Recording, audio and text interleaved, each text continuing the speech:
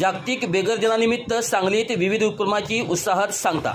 नमस्कार, महायुद्ध टीव्ही मराठी चॅनलमध्ये आपलं स्वागत। सांगली राज्यस्तरीय निवारा नियंत्रण समितीच्या निर्देशानुसार 10 ऑक्टोबर जागतिक बेघर दिन सांगली मिरज आणि कुपवाड महानगरपालिकेत विविध उपक्रमांच्या माध्यमातून साजरा करण्यात आला।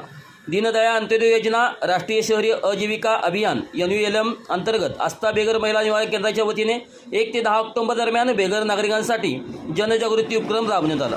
या मोहिमेत रेल्वे स्टेशन, एसटी स्टँड, उद्याने, पूल, प्रार्थनास्थळे व अन्य सार्वजनिक ठिकाणी बेघर व्यक्तींचा शोध घेऊन त्यांना निवारा केंद्राची माहिती देणारे फलक लावण्यात आले।